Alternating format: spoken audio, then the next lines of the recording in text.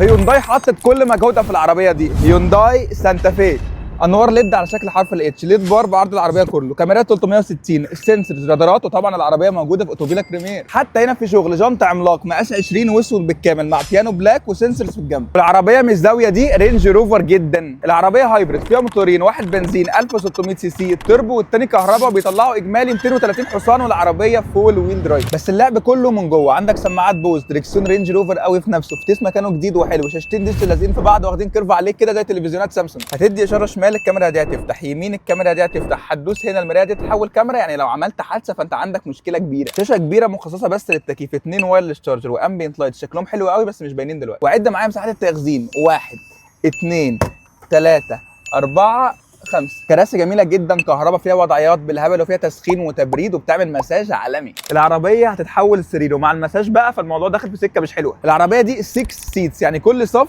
فيه كرسيين، والكراسي اللي ورا برده كهرباء وفيها تسخين، والصف ده برده مليان حاجات. فتحات تكييف شكلها روش قوي، مكان تعلق فيه الحاجات، درج حرفيا، وتتحكم في الكراسي اللي قدامك من هنا، وفتحتين سقف، واحده عاديه وواحده بانوراما. ولو عايز تخش الصف الثالث الموضوع بسيط قوي، بدوسه زرار واحده الكرسي ده هيطلع لقدام وهينزل كده وهتخش بكل سلاسه. وحتى الصف الثالث فيه حاجات، كاب هولدرز، فتحات تكييف، وليك تحكم منفصل، مخرج تايب سي، وانوار ليد. الكاميرتين دول عشان الكاميرا اللي وريتها لكم قدام سانتا في بعرض العربيه كله، وطبعا العربيه من اوتوموبيلا بريمير. الشنطه طبعا كهرباء، وده بيبقى منظر العربيه لو الست كراسي مستخدمين. وانتم متعودين مني على الصراحه، بصراحه العربيه دي من ورا شكلها مش عاجبني قوي، بس هي طبعا اذواق، والعربيه دي فيها حاجات كتيره قوي تشفع لها. انا مش هقدر ارص لك الاوبشنز اللي في العربيه دي عشان كده مش هنخسر، بس اللي اقدر اكده لك ان مفيش حاجه في العربيه دي مش هتلاقيها. وقد تظن ان العربيه دي اسمها سانتا في على اسم ساندوتش بتاع هاردز، بس ده اسم مدينه في نيو مكسيكو، كمعلومه كنت هموت واقولها. لو عايز العربيه دي فهي موجوده في اوتوموبيلا بريمير، وعليها ترخيص اول سنه هديه.